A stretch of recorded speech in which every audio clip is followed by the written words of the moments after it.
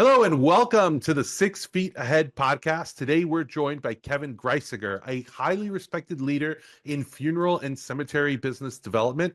Kevin's career spans almost 30 years with a special focus on pre-need sales and strategy. He has served as a senior account executive and later as an area sales manager for one of the nation's leading pre-need firms, working with funeral homes and cemeteries across the country to drive growth and innovation. Kevin's consulting work and industry insights are sought after by funeral professionals nationwide. So, Kevin, it is an absolute honor to have you here. Thank you for joining us today. Oscar, thanks for having me on. Appreciate it. Hey, not a problem. So, if you don't mind, I'd like to just start off by asking you a little bit about how you transitioned from the Navy into Deathcare. I understand that you served honorably in the Navy, and from there you came into the Deathcare profession. So what are some of critical leadership lessons from the service that you did in the Navy, and how does that continue to really influence what you do today? So when I was in the military, in the Navy, they had, as part of our work uniforms, they actually had a notebook that we actually had to apply and write notes down in basic training. And we carried that wherever we went. And I really see today that I still use that in a different format. And that's pretty much being a journaler and kind of taking really good notes. And the other thing, Oscar, I learned from my military service was I was really grateful to serve under a couple captains. And what they did is what Sam Walton has done in his career with Walmart. And that's called, it's a term from the past, but it's basically management leadership by wandering around. And what I mean by that is that a couple of the captains that I did serve underneath they would go down into the bilge pumps. They would go into the engine rooms. They would go on the decks and just walk around and connect with the sailors and the officers and ask questions. And they weren't like in an ivory tower. They were just constantly visible. And I think that's a huge part today that I really take in, is that it's just being curious, wandering around, being curious about people, asking questions, little notebook, having it aware, making notes. I think that goes a long way. Yeah, absolutely. Absolutely. I'm just curious, how did you get involved in the industry and in death care? Yeah, so I was dating a woman at the time, and her father was a retired educator. He's just a really smart guy. And he was also a serial entrepreneur, and he was just a brilliant sales guy. He was just one of these guys that wore those t-shirts, and he had cash in it and pens, and would look at he had a bunch of real estate properties, and he had a car lot, and he was just a serial entrepreneur. And how that came about was I saw an advertisement for the cemetery business, and it was just very funny how it was worded. And it just said, "Do you think selling cemetery property is funny? Question mark. If not, reach out at this number."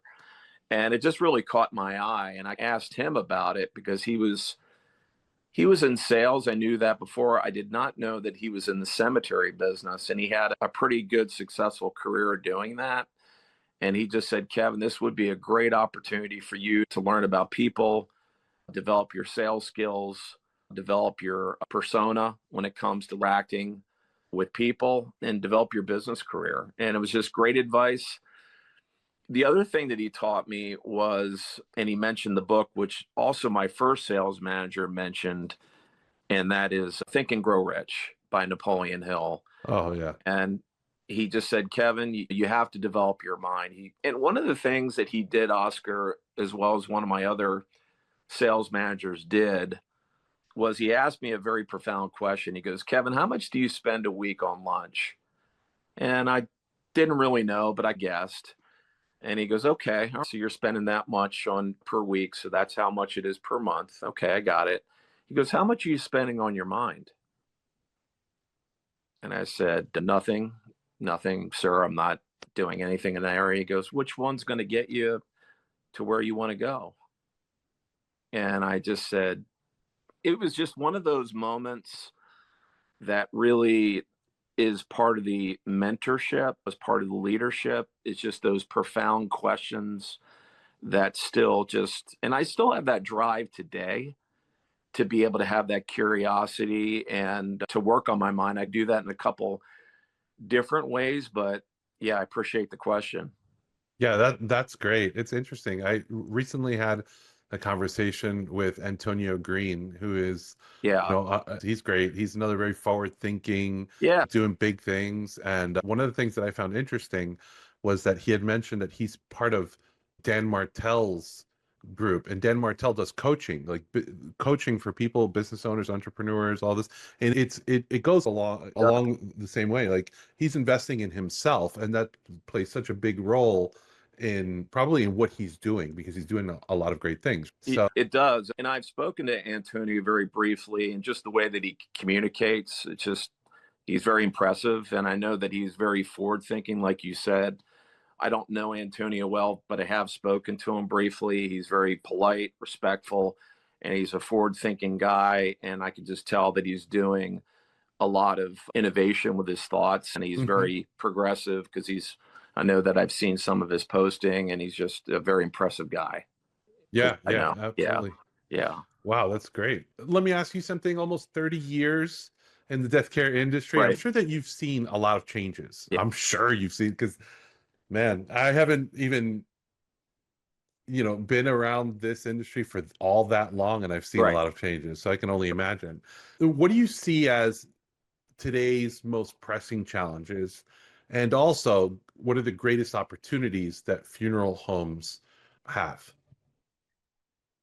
You know what? One of the things that really stuck out to me, and there's a couple different studies on it, but it's approximately anywhere between over 30 to 50 million cremation remains that are not like memorialized or interred in cemeteries.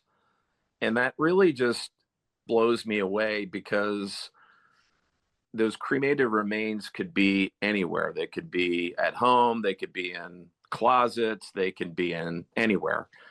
And I'm just wondering, out of those anywhere from 30 to 50 million or more cremation remains, how many of those people maybe had services, had some type of memorialization, had a celebration of life, had a way to say goodbye if they presented those options. And I just think that's a huge pressing challenge today because I think in death care, just depending on how it's looked at, it could be looked at in some areas as like a commodity. And I think that's very challenging, but it's Mhm. also a great opportunity. And I think, like you mentioned, or the question is one of the pressing challenges. And I think it comes down to how do you uncommoditize it, death care, number one. But also, number two is how do you select the right people to jump to be on your ship, to be in your company, to be part of your funeral home death care business? And how do you consistently develop those people so that they continue to stay? For example, you could take that Oscar into a couple different ways. Let's take a look at some successful college coaches and NFL teams, such as Bill Walsh, Nick Saban, just different leaders like that. They have these coaching trees. And what happens is that when these leaders become part of their staff, then they start to branch out and they start to branch out. Is there a way that could be looked at in death care so that you have future leaders, but also you're attracting really high quality people that want to be part of your team? You're developing those people. And then even if they leave and go on to do other things in the industry or outside of the industry, that has a lasting effect on your brand, your leadership, your staff. And that's like looking at the big picture. That's how I view it. Yeah, absolutely. Let's talk a little bit about pre-need. right? Sure. You are highly regarded as an expert in pre-need programs. And in your experience, so what are the key elements that distinguish truly successful pre-need strategies and those that have a hard time and struggle? I think it comes down to a couple things. What I just talked about just a moment ago, it's part of it, and that's the development and selection of that department. Meaning that when you select someone that's going to be serving at need families, if you're a quality death care business, funeral home, and you have an excellent reputation, you take that very seriously. And on the pre-need side, how can you take that just as seriously?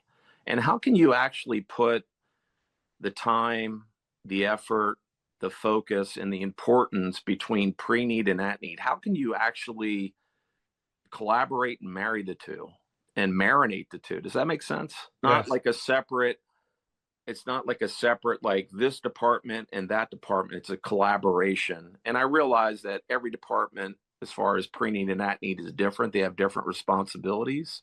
It's just that how can, like, when you invest in the funeral home, let's say you're investing in the brand and like doing capital expenditures, redoing the parking lot, redoing the website, hiring a marketing strategist like yourself, that sort of thing. How can you invest in the pre-need process?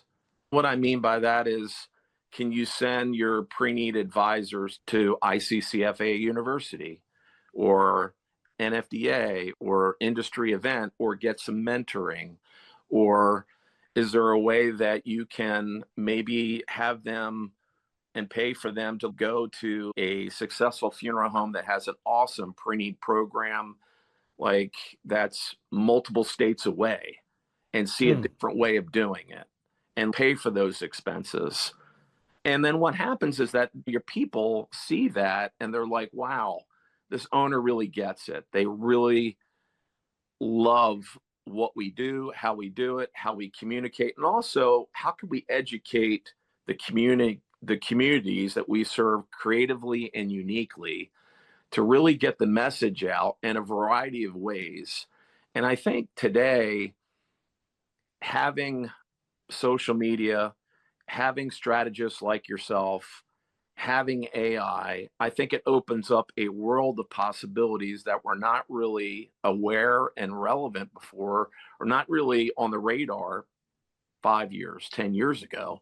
And I think if people just keep an open mind to that, I think there's a boatload of opportunities if we embrace it as an industry, if that makes sense. Yeah, totally. Yeah, education for both for the people doing the pre-need and almost like the marriage between the at-need and pre-need is essential. I'm 100% in The, agreement with that. the other thing is that it's that management by wandering around. It's like getting admin, getting ownership, getting the part timers, getting the at need staff, getting the pre need staff, being able to ask questions saying, hey, how can we grow more of the pre need? What maybe could we tweak or do that we're not currently doing right now that can maybe make a difference? Have you ever asked your part time folks that?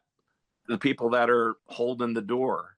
How about admin staff? Can you engage them? How about pre need and at need staff? How can you really get to know both sides and how they think and really start to just develop a just quality information to be able to figure out what makes it tick? And I think if you do that, Oscar, and really develop that curiosity and that love and that passion for what people think and how they feel that are part of your staff, you're going to get quality ingredients coming out. The problem is it just doesn't happen a lot that I've seen in my travels.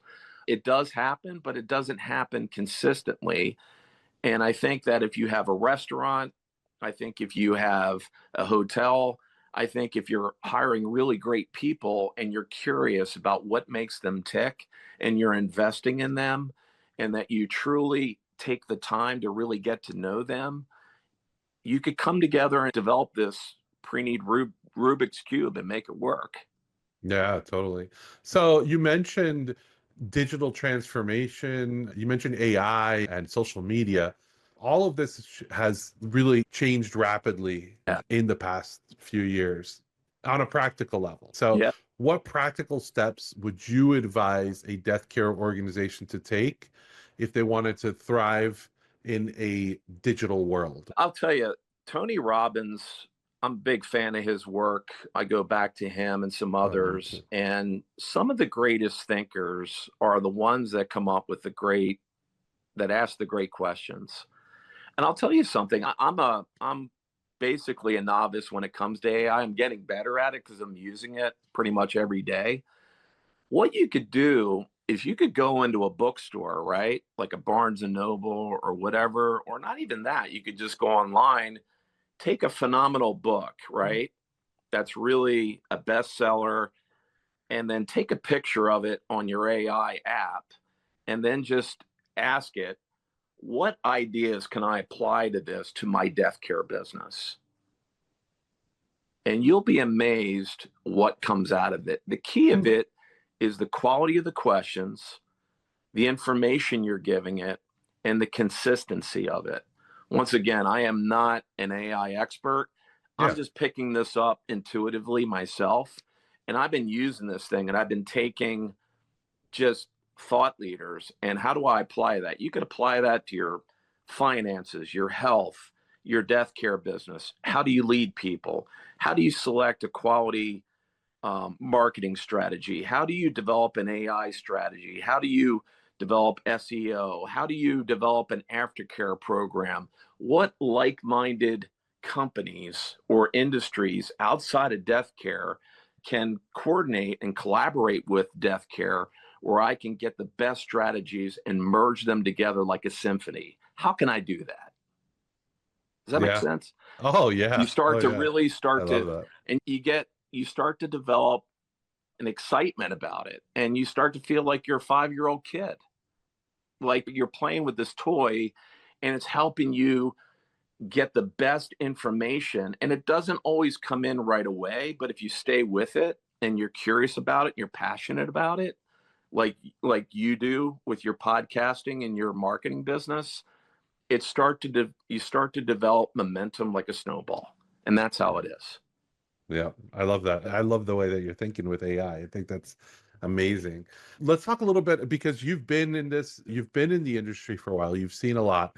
And I understand that you've been recognized as an advocate for making death care services accessible, right? You want them to be accessible and affordable.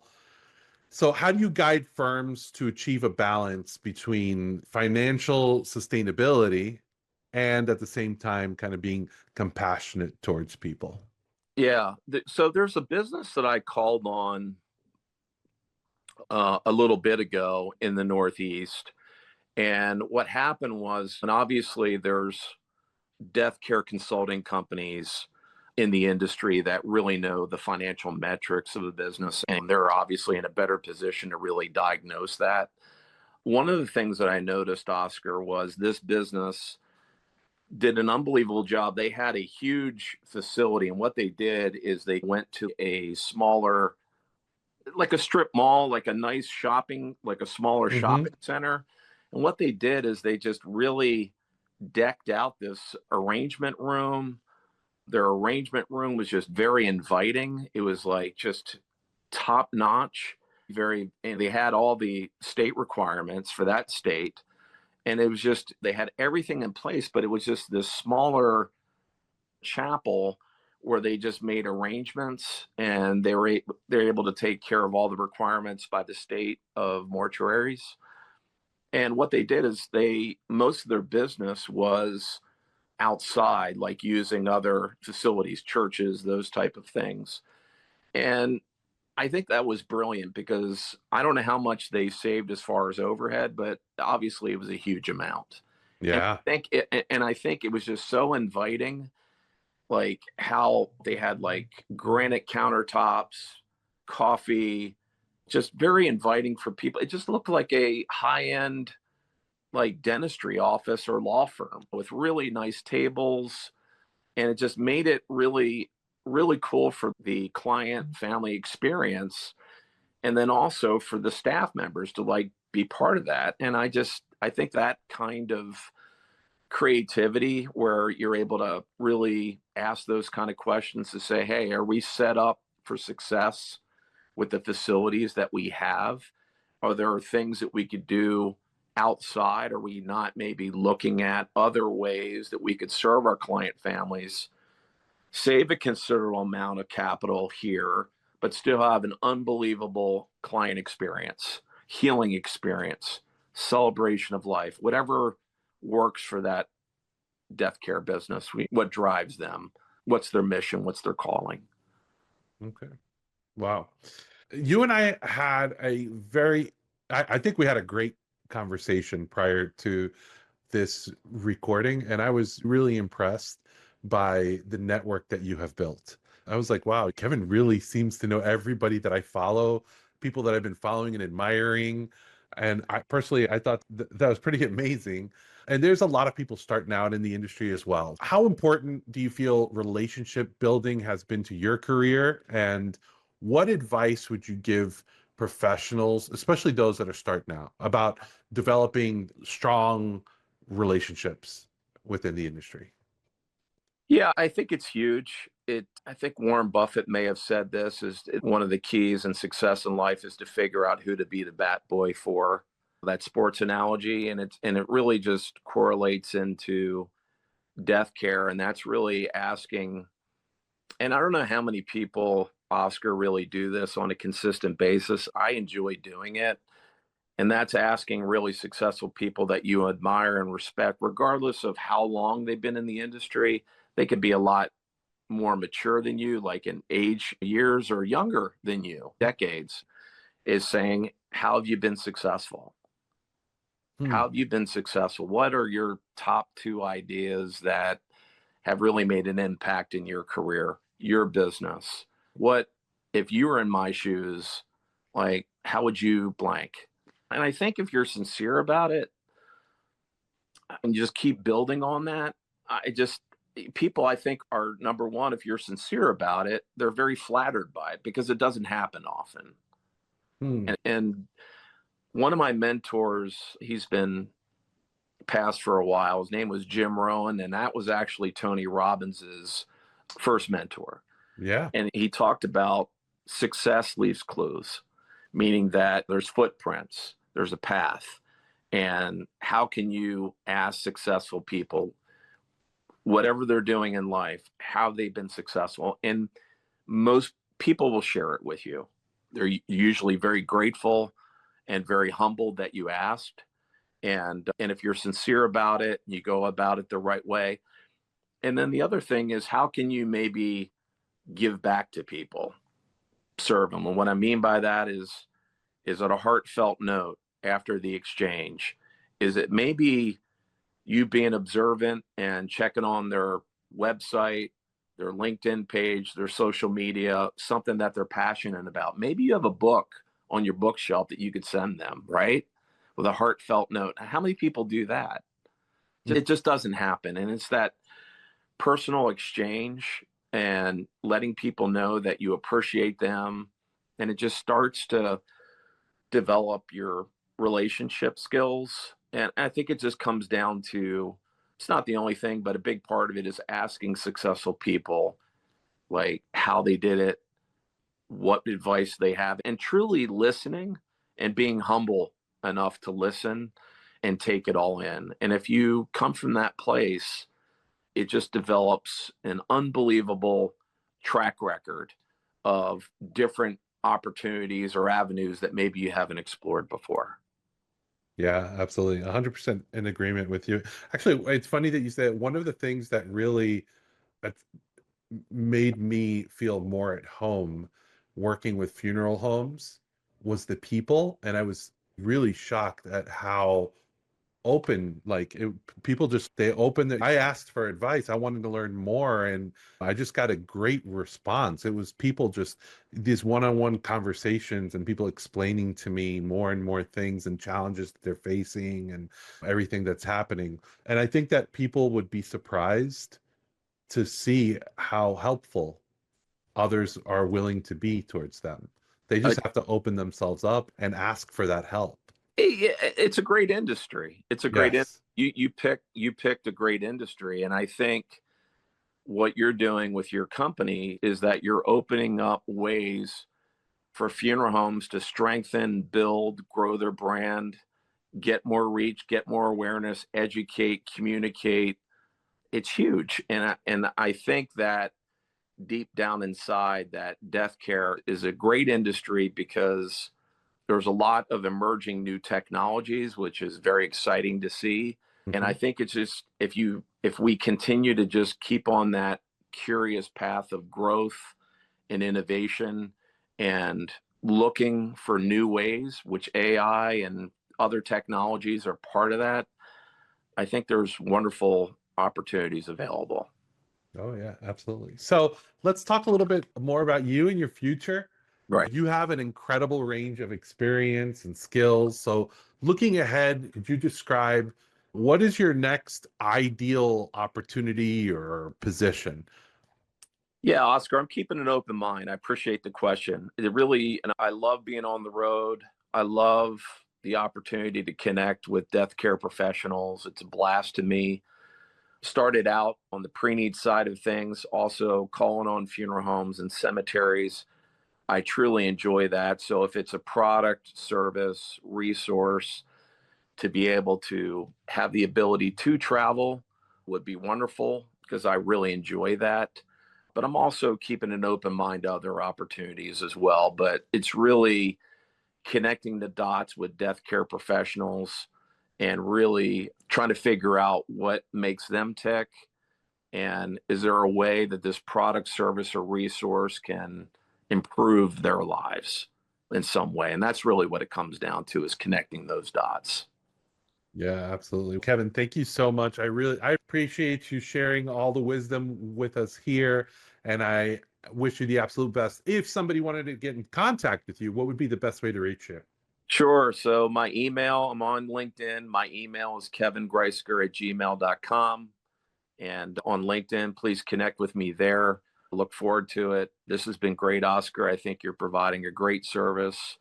And I hope that you continue to connect with death care thought leaders and continue this channel, because I think this has been great. Thank you. Thank you. Have a great one. You too. Thank you.